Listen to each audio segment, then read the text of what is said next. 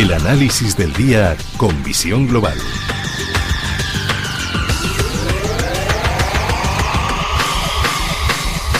Londres, don Gonzalo Cañete de Soto, muy buenas noches. Muy buenas noches, Manuel, ¿cómo está? Encantado de saludarle. Don Gonzalo Cañete de Soto es analista y ejecutivo de cuentas de Swiss Cote.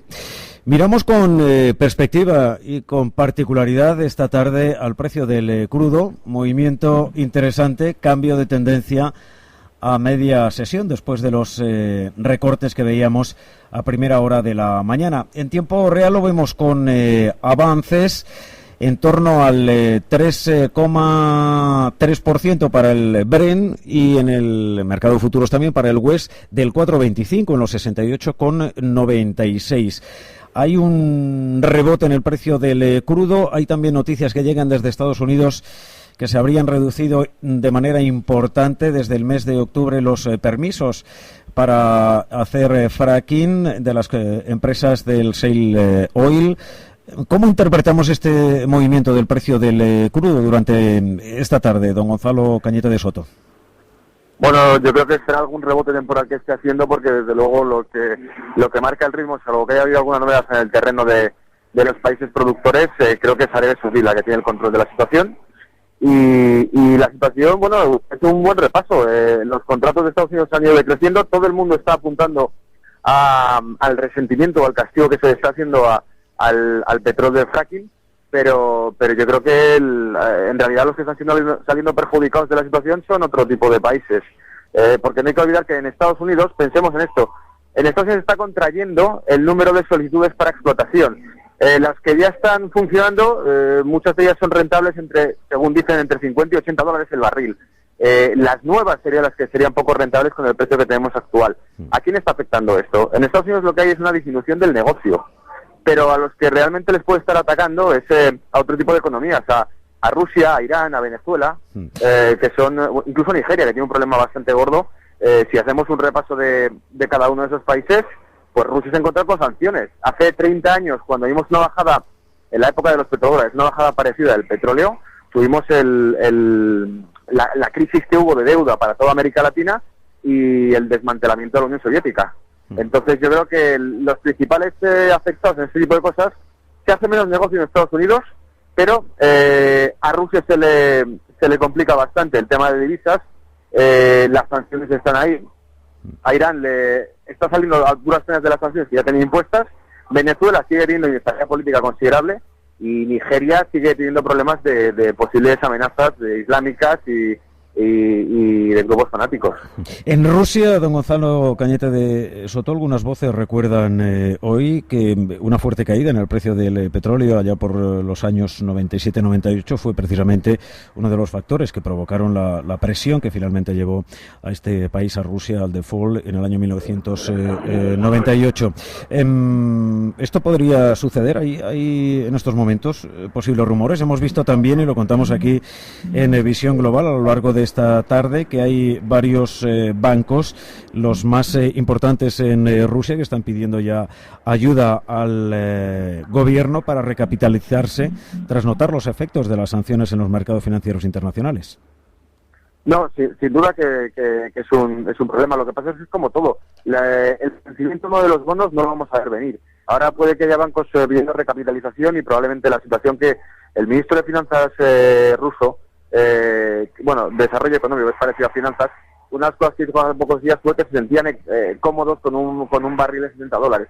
Pero yo creo que el problema que puede tener o el reto al que se enfrentan, estamos pensando bastante la cuerda, porque lo que se plantea es que lo que llaman BRICS, que es al fin y al cabo las economías en desarrollo que están destacando cada año que pasa y sobre todo desde la crisis cada vez más, están cogiendo más peso, se están planteando un abandono de la divisa estrella que ha sido el dólar, y por eso lo que vemos ahora es un reto. O sea, la falta de capital en bancos rusos, la fuga de capital que se está produciendo, la caída del rublo, no es otra cosa que una respuesta a las amenazas que pueden suponer las principales economías en desarrollo, Brasil, Rusia, China, India, por el posible abandono o coqueteo que tengan con otro tipo de moneda que no sea el dólar. Pues es bueno, si no van a colaborar con la divisa mundial que es la mía, aténganse a las consecuencias y sufran entonces todos los males que están viniendo en sus economías en estos momentos. Aquí en Europa, don Gonzalo Cañete de Soto, hemos conocido el dato PMI en Alemania, en la eurozona también, pero preocupa en particular el de Alemania. Estamos a la espera de la reunión del Banco Central Europeo este próximo jueves y hemos visto recortes en los principales indicadores. ¿Qué escenario manejan desde Swissquote?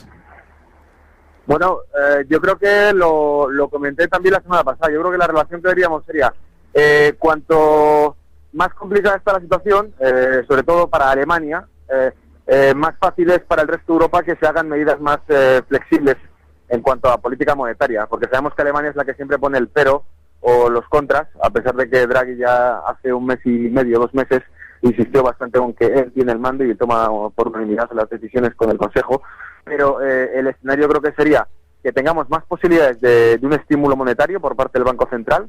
Cuanto más negativas sean los indicadores, sobre todo en Alemania, más posibilidades hay de una luz verde a nuevas medidas de inyección de liquidez en el mercado interbancario europeo. Si eso ocurre, el mercado probablemente responda con una buena subida. El índice IBEX español, 11.000, 11.200 puntos, es la zona lógica a la que tendría que llegar.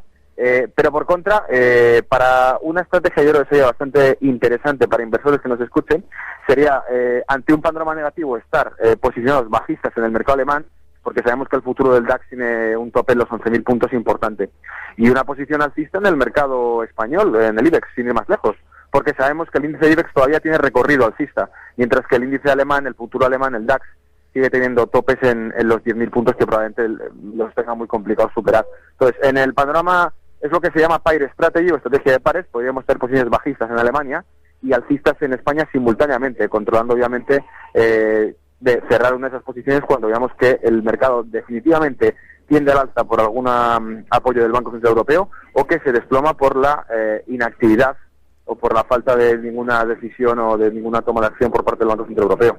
Y en Estados Unidos, don Gonzalo Cañete de Soto, allí estamos viendo recortes durante la sesión de este lunes, después de la fiesta del Día de Acción de Gracias y la media sesión del pasado viernes. Aquí, ¿dónde y cómo nos posicionamos? Yo no lo atribuyo al tema del Black Friday, se está comentando mucho, pero a veces se ha demostrado que incluso este tipo de cuestiones dependen hasta de factores climatológicos. Es como el voto, que siempre se habla de que la gente va a votar o no en base al sentimiento político, la calidad democrática que tenga un país, y luego muchas veces depende incluso de factores atmosféricos, de que si hace frío o llueve la gente no va a votar. Pues esto yo creo que puede ser lo mismo, que pueden afectar todo tipo de variables al tema del Black Friday, pero tenemos indicadores que son mucho más globales, como las cifras de IPC, que a pesar de que son un poco más flojas, siguen estando en una situación que plantea la Reserva Federal subir tipos de interés. Una subida de tipos de interés como la que ya vimos con las minutas que sacó la Reserva Federal nos indica que la economía americana tiene tirón y que además están pendientes de subidas de inflación, y si hay subidas de inflación es porque hay consumo, así que mínimamente puntual. Yo creo que sigue dando gas, la economía americana sigue resistiendo, y probablemente si nos planteamos ese escenario de subidas positivo de este año, de finalizar el año en positivo, probablemente el S&P lo tengamos por encima. Que nadie olvide que el S&P 500 está batiendo récords, pese a los recortes que hay en las últimas sesiones, está en máximos, y que la proyección que yo tengo hecha a nivel técnico, hago un último impulso de Fibonacci sobre el S&P 500, me llegaría hasta los 2.120 puntos de zona objetivo de cotización que podría llegar a hacer.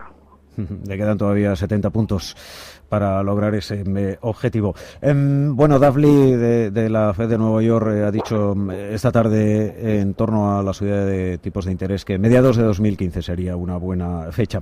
Don Gonzalo, para finalizar, ¿algún indicador que debamos tener pues muy presente estos días, teniendo en cuenta pues el escenario en el que se están moviendo los mercados? Sí. A ver, por ejemplo, cuando hablamos de S&P 500, la gente conocerá probablemente el VIX, el índice de volatilidad del S&P 500, pero el que suele ser menos popular y también se puede seguir es el índice de volatilidad del DAX, el VDAX.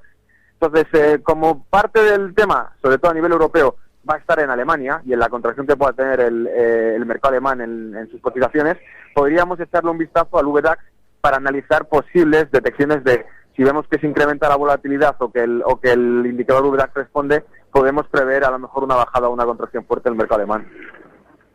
Don Gonzalo Cañete de Soto, analista y ejecutivo de cuentas de Swissquote, un verdadero placer. Gracias por ayudarnos a interpretar con visión global la evolución de los mercados. Desde aquí, desde Madrid, le deseo una feliz noche ahí en Londres.